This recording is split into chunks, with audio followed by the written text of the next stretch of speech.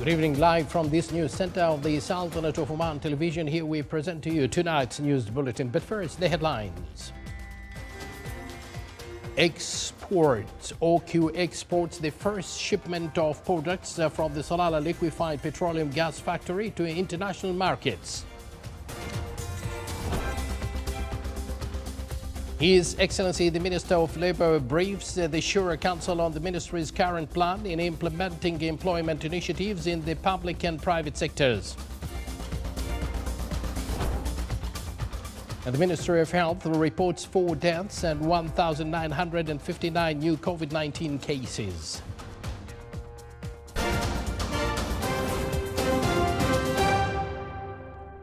Good evening once again, and thank you for joining us. Those were the headlines, and now the news in detail. His Highness Sayyid the Yazin bin Haytham Al Saeed, Minister of Culture, Sports and Youth, received in his office His Excellency Dr. Khalid bin Saleh bin Shatif, Ambassador of Yemen, accredited to the Sultanate.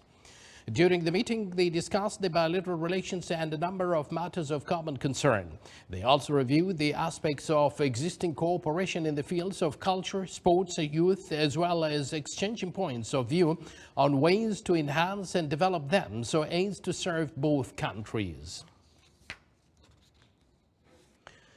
OQ has exported the first shipment of products from the Salalah liquefied petroleum gas factory to international markets. More details in the following report. To reinforce the global position of the Sultanate as an energy exporter, OQ has completed its first shipment of liquefied petroleum gas products on MTC Rambler to international markets within the Indian subcontinent. The freight ship, which has been commercially commissioned, will be carrying 5,000 metric tons of propane and 5,000 metric tons of butane. This strategic achievement will enable the Sultanate to further optimize its gas value chain by recovering propane, butane, and condensate for international markets. This comes in addition to other operational accomplishments in line with best global practices in the petrochemicals industry. The liquefied petroleum gas plant of OQ is the first of its kind gas treatment project in Oman to extract liquefied petroleum gas and condensate. It was built with a total investment of $826 million. The facility consists of an extraction plant, a fractionation facility, storage tanks, shipping facilities, and an interconnection pipeline system.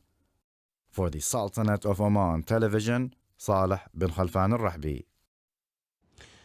His Excellency Dr. Mohad bin Saeed Ba'awain, Minister of Labour, briefed the Shura Council on the Ministry's current plan and its efforts in implementing employment initiatives in the public and private sectors.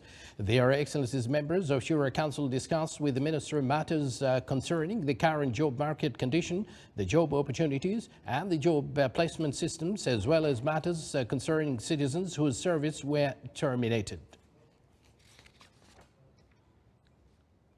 The Minister of Health reported 40 deaths, 1,959 COVID-19 cases and 2,127 recoveries. The Minister of Health pointed out that the total number of COVID-19 cases registered in the Sultanate reached 270,504, while the total number of deaths reached 3,140. The total recovered cases reached 236,988.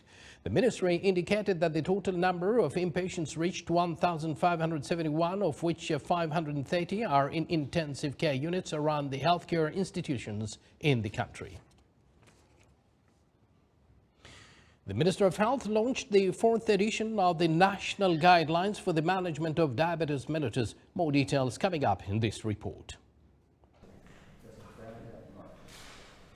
The Minister of Health, represented by the National Diabetes and Endocrine Center and Oman Diabetes Association, launched today via video conference the 4th edition of the National Diabetes Mellitus Clinical Management Guidelines under the auspices of His Excellency Dr. Ahmed bin Mohammed Al Saeedi, Minister of Health.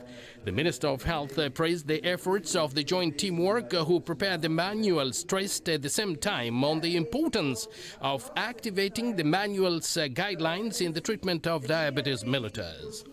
The National Diabetes Clinical Management Guideline, 4th edition,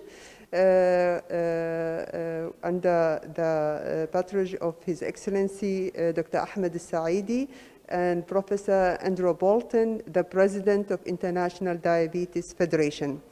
In this guideline, we put the latest management medication, we including the whole spectrum of diabetes management, type 1, type 2, diabetes in pregnancy, diabetes in Ramadan, and diabetes in adolescent. This edition included 2 new sections which focus on diabetes in obesity and diabetes in adolescent, since type 2 diabetes now it's common in children and adolescents. The National Health Surveys over the past 3 decades have shown and still an increased prevalence of diabetes mellitus in the Sultanate of Oman. A recent National Health Survey from 2017 showed that prevalence of diabetes mellitus has increased significantly, rising up to 14.5%, along with increased prevalence of risk factors such as obesity and physical inactivity remaining at high rates. The ministry continues in spending substantial proportion of its budget on chronic disease management, which includes diabetes mellitus and its cardiovascular and renal complications. The increasing financial burden is challenging the sustainability of Oman's healthcare system. Chronic illness such as diabetes, hypertension, ischemic heart diseases, and obesity, and its lifestyle risks such as unhealthy diet, physical inactivity, and increases in tobacco use present the main challenges for the health professionals in the 21st century. Towards integrating and improving the quality of healthcare provided to people with diabetes, the ministry has published first clinical practice guidelines in 1996, followed by the second edition in 2003. This has helped the primary healthcare physicians in providing a good standard of diabetes care. The third edition guideline advanced the treatment protocols and was an addition to the development of patient care. This fourth edition comes with the new chapters on diabetes and obesity and diabetes in adolescent. The National Defense College concluded its 8th National Defense Program Decision-Making Aid. The program targets high-ranking government officials from civilian, military, and security agencies. The program focused on both theoretical and practical elements of strategic planning, crisis management, in addition to analysis and decision-making process. The program took into account the importance of introducing scenarios-based studies while focusing primarily on scenarios that are related to national security. The ceremony was held under the auspices of His Excellency Dr. Khalfan bin Saeed Al-Shuaili, Minister of Housing and Urban Planning. Performance indicators on quality improvement and enhancing the global ranking of Sultan Qaboos University OQU or SQU were topics discussed by the 4th meeting of the University's Council for the academic year 2020-2021. It praised progress made by the university on the last global university ranking achievement, the 368th position globally. The council also viewed a proposal for estimated budget of SQU and the university hospital for the fiscal year 2022. The meeting was chaired by Her Excellency Dr. Rahma bint Ibrahim Al-Mahruqiyya, Minister of Higher Education, Research and Innovation, the chairman of the university's council, in the presence of His Highness Sayyid Dr. Fahad bin Al-Julanda Al-Said, the university's vice chancellor and deputy chairman of the council.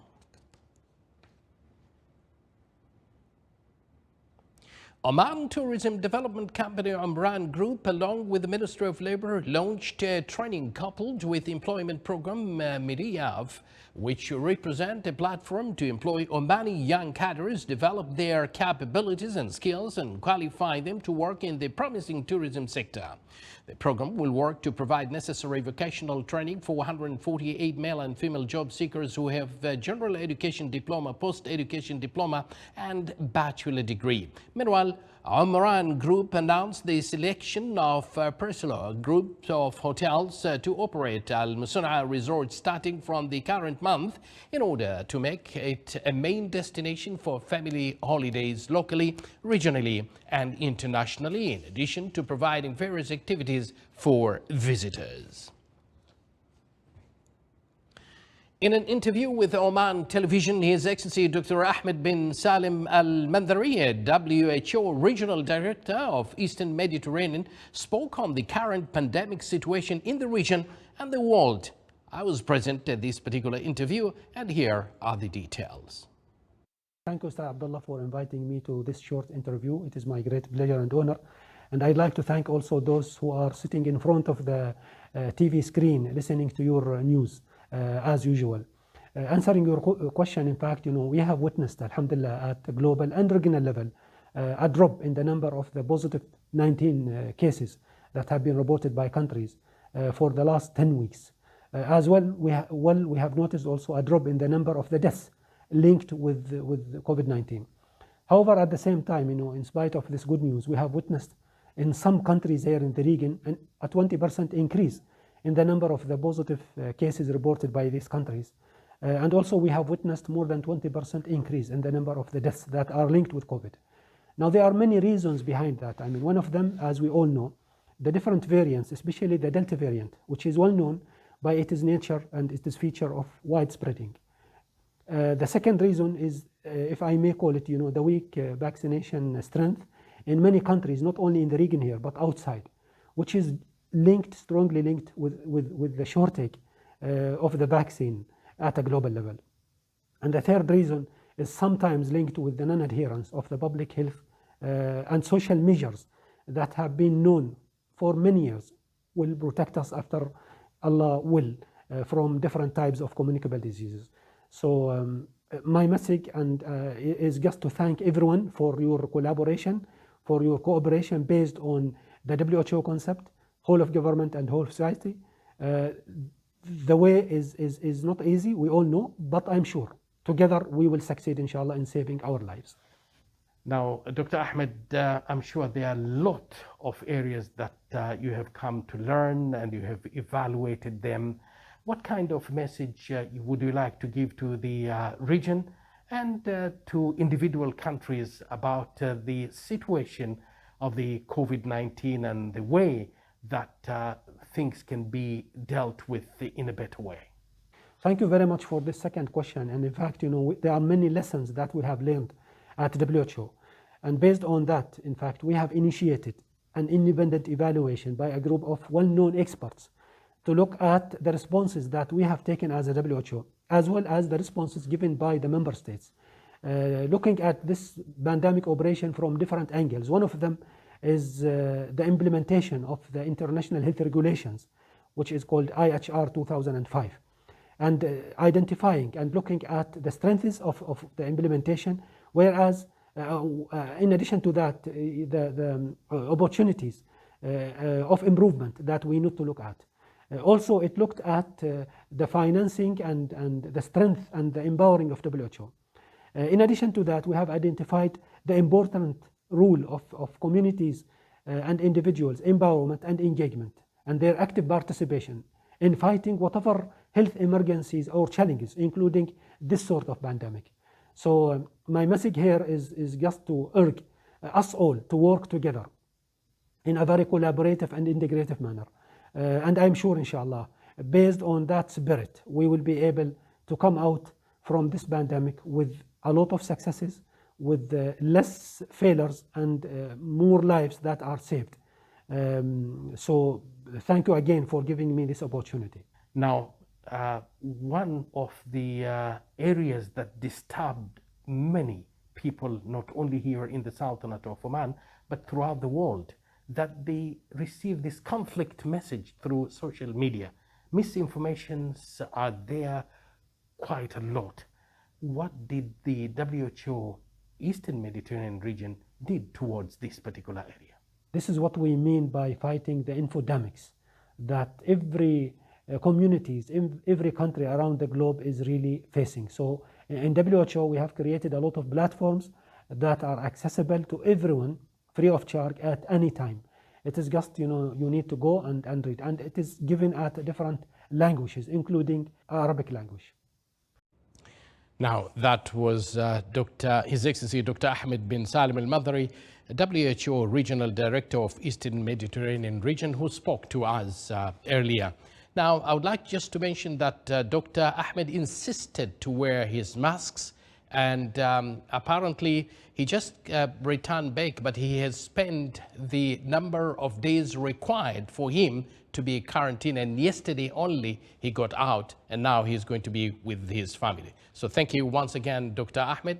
That's a very good example for everyone. And now we continue with the news.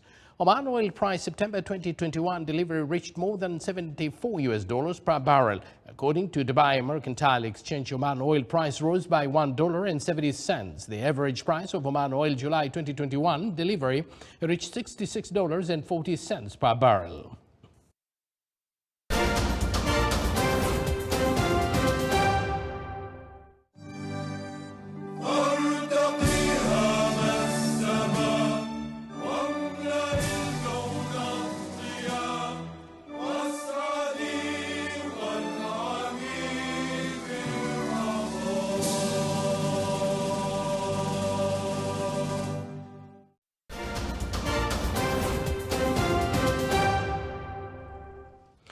Welcome back to the news from the Sultanate of Oman television. Iraq's government declared today an official holiday in the country due to a scorching heat wave. Temperature in Baghdad and other governorates were soaring above 48 degrees Celsius. Amid a nationwide virus lockdown, homes are without electricity for many hours in the blistering heat. Many Iraqis currently spend more than $50 to $70 per month to tap into neighborhood generators to extend their power, leaving a mass of cables and wires crossing streets. Billions of US dollars have been spent trying to fix the power grid since the 2003 invasion, but Iraqis have still been depending on local generators to supply them with electricity during outages. With daily temperatures soaring above 48 degrees Celsius that likely to continue in the coming days, people are doing anything they can to stay cool. Water parks are popular spots that offer a cool respite from the scorching sun. The European Union Digital COVID Certificate came into effect throughout the European Union today as the bloc tries to boost its summer tourism season by facilitating free movement. A spokesman for the European Commission for Justice, Equality and Rule of Law announced the long-awaited breakthrough at a news conference in Brussels. The EU Digital COVID Certificate regulation enters into application. Europeans now have the right to have their EU certificate issued and accepted across the Union. With this, everyone in Europe should be able to travel safely and freely this summer. Proposed by the European Commission in March, the EU Digital COVID Certificate is now a reality throughout the EU. All member states are connected to the EU Gateway, and 26 member states are issuing certificates today. Even though the regulation only applies as of today, already until now, more than 200 million certificates have been generated. A tiny volcano near the Philippine capital blew a plume of steam and ash into the sky in a brief explosion today, prompting an alert level to be raised due to heightened risk to nearby villages.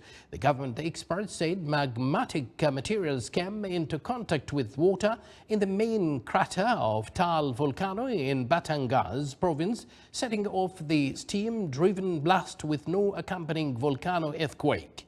They said it's unclear if the volcanic unrest could lead to a full-blown eruption. The agency raised the alarm at 1,020-foot Taal, one of the world's smallest volcanoes, to the third of a five-step warning system. Alert level 5 means a life-threatening eruption that could endanger communities is underway. Taal erupted in January last year, displacing hundreds of thousands of people and sending clouds of ash to to Manila, about 65 kilometers to the north, where the main airport was temporarily shut down.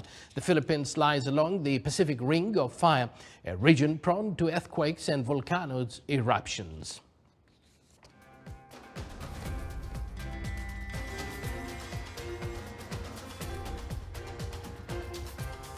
Exports the first shipment of products from the Salalah liquefied petroleum gas factory to international markets.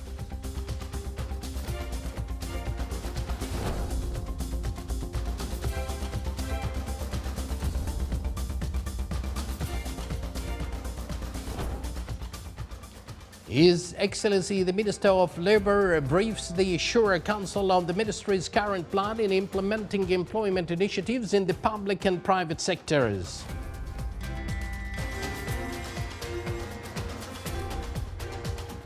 And the Minister of Health reports 40 deaths and 1,959 new COVID-19 cases.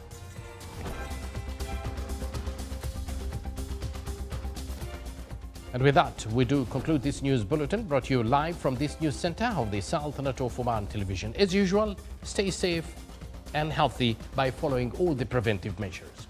Good night to you all.